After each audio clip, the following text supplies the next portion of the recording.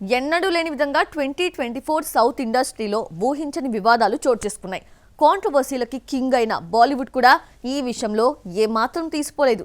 సినిమాల పరంగా టాలీవుడ్కి కాంపిటీషన్ రాలేకపోయినా వివాదాల పరంగా మాత్రం కాంపిటీటర్గా మారిపోయింది.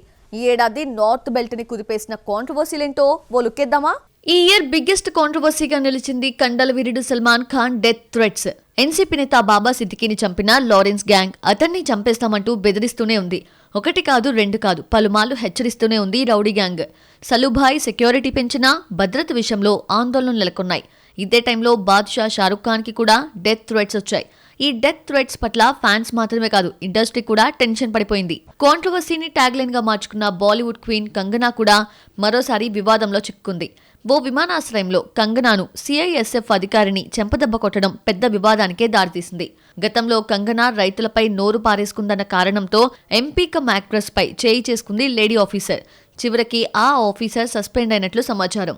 ఇక చావుతోనే గేమ్స్ ఆడింది సెక్సీ లేడీ పూనం పాండే. 2011లో వరల్డ్ కప్ సమయంలో ఓ కాంట్రవర్సీ స్టేట్మెంట్ చేసి లైమ్ లైట్ లోకి వచ్చిన పూనం ఈ ఏడాది కూడా వివాదంలో చిక్కుంది. గర్భాశయ క్యాన్సర్ తో చచ్చిపోయినట్లు ప్రకటించుకొని సెన్సేషనల్ అయింది. చివరికి అవేర్నెస్ కోసం ఇలా చేశానని చెప్పడంతో పూనం నువ్విక మారవా అంటూ చివాట్లు పెట్టారు ఆడియన్స్. ఇవే కాదు మరికొన్ని ఇష్యూస్ కూడా బాలీవుడ్ ని కలవరపెట్టాయి. అదే Aishwarya Rai, Abhishek Bachchan divorce rumour news. ఇద్దరు పలు ఫంక్షన్స్ లో విడివిడిగా కనిపించడం, సోలోగా విహారయాత్రలకి వెళ్లడం, డివర్స్ కొటేషన్స్ కి అభిషేక్ లైక్ కొట్టడం వంటి ఈ రూమర్స్ కి ఊతమిచ్చాయి. ఇద్దరు గ్రే డివోర్స్ తీసుకున్నారన్న టాక్ నడిచింది. కానీ రీసెంట్ గా ఈ కపుల్ కూతురు ఆరాధ్య స్కూల్ ఫంక్షన్ లో కనిపించడంతో వీటికి చెక్ పడింది.